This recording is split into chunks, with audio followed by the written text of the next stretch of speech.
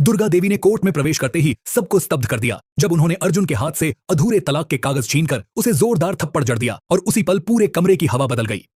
अदालत में फैले भारी सन्नाटे के बीच अर्जुन का कांपता हुआ हाथ, अहाना के चेहरे की शांत पर दृढ़ चमक और जज साहब की गंभीर नजर, सब कुछ मानो थम गया था।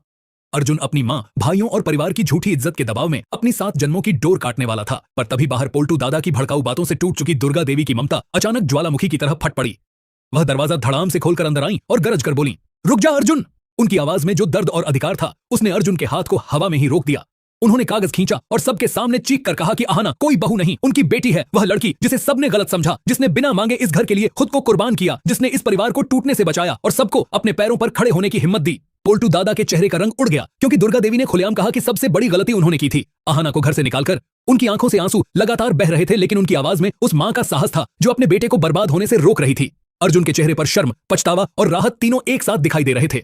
उन्हें समझ आ गया कि उनका दिल अहाना से अलग नहीं होना चाहता, बस वह परिस्थितियों का बंधक बन चुका था। वहीं अहाना के चेहरे पर पहली बार एक भाव उभरा, समझदारी से भरा सम्मान, क्योंकि जिस सास ने उसे कभी स्वीकार नहीं किया था, आज वही उसके लिए लड़ रही थी।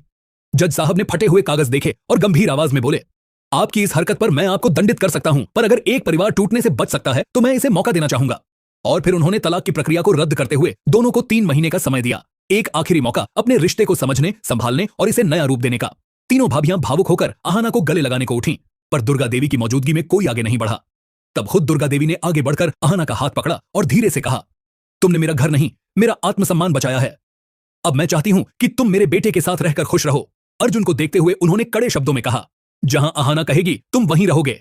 अब तुम्हारा कर्तव्य उसके सम्मान की रक्षा करना है, जैसे उसने हमारे घर की इज्जत की। अर्जुन ने झुककर अपनी मां और फिर अहाना की ओर देखा। उसके चेहरे पर आजादी की एक नई चमक थी, क्योंकि वह टूटने जा रखे रिश्ते को वापस पा चुका था। बाहर खड़ा पोल्टू दादा स्तब्ध था। उसकी सारी चालें, साजिशें और भड़काऊ बातें मिट्टी में मिल चुकी थीं। कोर्ट रूम का माहौल धीरे धीरे पिघलता गया और यह साफ दिख रहा था कि बड़े घर की छोटी बहू अपने आत्मसम्मान की लड़ाई जीत चुकी है। लेकिन कहानी यहीं खत्म नहीं होती। अब शुरू होता है असली सफर, एक ऐसा सफर जिसमें अर्जुन को अपने झूठे अहंकार को छोड़कर सच्चा पति बनना है, अहाना को खुद को दोबारा विश्वास दिलाना है कि यह रिश्ता अब दिल से निभाया जाएगा, और दुर्गा देवी को घर में फैल चुकी कटुता को मिटाकर अपने परिवार को दोबारा जोड़ना है। 3 महीनों का यह सफर शायद आसान न हो, पर एक थप्पड़ ने साबित कर दिया कि सच में मां की ममता, बहू का आत्मसम्मान और प्यार का बल किसी भी टूटते रिश्ते को फिर से जिंदा कर सकता है।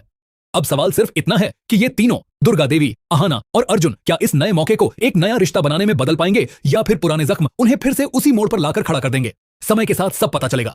अरुण और अहाना की कहानी यहीं से बदलना शुरू होती है, जब एक गलतफहमी, एक गुस्से का पल पूरे रिश्ते को हिलाकर रख देता है।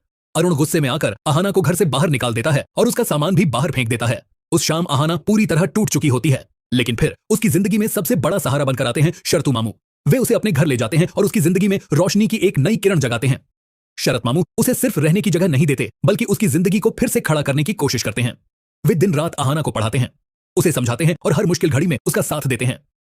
उनके विश्वास और अहाना की मेहनत का नतीजा यह होता है कि अहाना आईपीएस ऑफिसर बन जाती है। यह पल सिर्फ उसकी जीत नहीं, बल्कि उन सपनों की जीत थी जिन्हें उसने कभी छोड़ दिया था। यूनिवर्सिटी में डिग्री मिलने वाला पल बेहद भावुक होता है।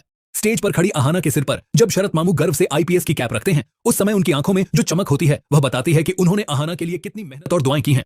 यह पल हर उस इंसान के दिल को छू जाता है जिसे किसी का साथ बनना आता है। लेकिन किस्मत ने कहानी में एक और बड़ा मोड़ रखा था।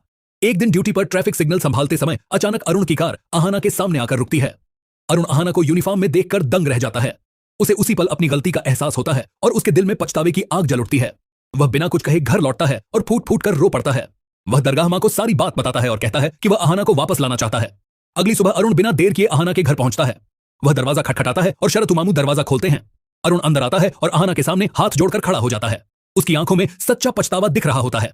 वह रोते हुए कहता है कि उससे बहुत बड़ी गलती हुई है और अब वह हर पल पछता रहा है। यह सुनकर अहाना भी उदास हो जाती है, लेकिन कुछ भी कह नहीं पाती। शुरू रथु मामू आगे बढ़कर अहाना को समझाते हैं कि कभी कभी इंसान गलती कर देता है, लेकिन उसे सुधारने की हिम्मत हर किसी में नहीं होती। वह कहते हैं कि अरुण सच में पछता रहा है और अगर दिल में जगह हो तो उसे माफ कर देना चाहिए। अहाना कुछ पल चुप रहती है और फिर धीरे धीरे उसका गुस्सा टूटने लगता है। अरुण के आंसुओं और उसके सच्चे शब्दों ने उसके दिल की दीवारें नरम कर दी थीं। आखिरकार अहाना ने अरुण को माफ कर दिया। अरुण ने उसका सारा सामान खुद उठाया और उसे सम्मान से घर वापस लाया। उसकी आंखों में अब वही अहंकार नहीं था, बल्कि प्यार, सम्मान और अहाना को खोने का डर था। यह सिर्फ घर वापसी नहीं थी, बल्कि एक रिश्ते की नई